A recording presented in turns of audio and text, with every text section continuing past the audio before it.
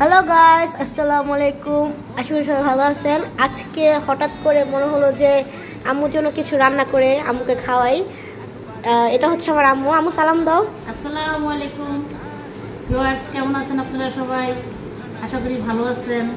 তো আমি আজকে ইচ্ছে হয়েছে আমাকে ইলিশ মাছ, বেগুন আলু ভর্তা, বেগুন ভাজা, ইলিশ মাছের লেজ ভর্তা, শুটকি ভর্তা, কালিজিরা ভর্তা। অ্যাকচুয়ালি সন্ধ্যাবেলা হচ্ছে আম্মু ইলিশ মাছ আনছিল এক ভাইয়াকে দিয়ে, বলছিল যে পদ্মার ইলিশ আনছে।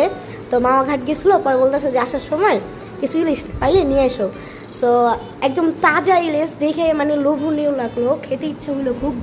একদম টাটকা ভেজে মানে আম্মুকে পরিবেশন করছে। এখন আম্মু তুমি খেয়ে বলো যে আমার রান্না কেমন হয়েছে তোমার। আচ্ছা ঠিক আছে, ইলিশ মাছটাই নেই।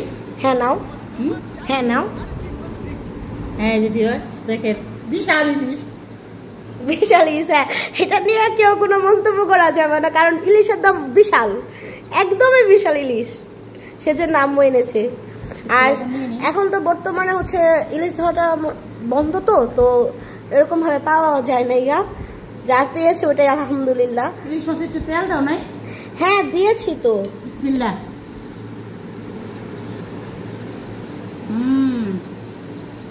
অনেক মজা, টাটকা ইলিশের স্বাদই আলাদা। একটু ভর্তা নয় যে, এটা হচ্ছে ইলিশ ভর্তা, একটু আগে বানিয়েছি। হ্যাঁ একটু ইলিশ ভর্তা নিয়ে বলো যে এটা কেমন হয়েছে। মেড বাই মি, এটা আমি নিজ হাতে তৈরি করছি। কে বলবা যে ওইরকম যে পদ্মা ঘাটে খেয়েছিলাম ওইরকম নাকি খেতে ইলিশ মাছ? হ্যাঁ মা ঘাটে যে গত 2 মাস আগে যে আমরা খেয়ে আসলাম, ওইটা বইলো কেমন হয়েছে। সত্যি রিভিউ দেবো আমাকে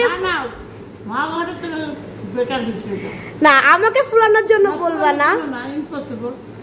আমি অ্যাকচুয়ালি যেটা হচ্ছে সেটাই বলতেছি। হ্যাঁ কারণ দর্শকরা ভাববে কি আমার রান্না খুবই বিষাক্ত, খাওয়ার যোগ্য না। আমার মা আমাকে মানে জিনিসটা অনেক মজা হয়েছে, আর গরম গরম ভাত দিয়ে তো ভর্তা দিয়ে সেই স্বাদ।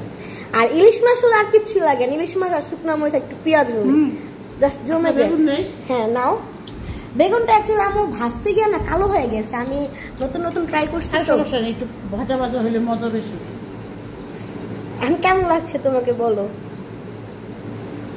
ঠিক আছে বন্ধুরা, দেখেন কত ভর্তা, এতক্ষণ লাগাই তো ভিডিওটা বড় করা যাবে না, তাও তো আপনারা দেখতে চাইবেন না। হ্যাঁ এই জন্য ছোটখাটো ভাবে শেষ করে দিচ্ছি। বিসমিল্লাহ। আবার বলতেছি বেগুনটা সবাই আমার জন্য দোয়া করবেন। বেগুন তিতা হয় নাই, সবাই আমার জন্য দোয়া করবেন। আমি যে আমার আম্মুকে, ইভেন আমার নানা ভাইকে, আজকে তো নানা ভাই ঘুমিয়ে গেছে, রাত্র প্রায় 11টা না, আমি এখন ক্যামেরার বাইরেই থাকি, ঠিক আছে, কারণ আমি রান্না করতে আসছি কিচেন রুম থেকে, আমার অবস্থা খুবই বেহাল।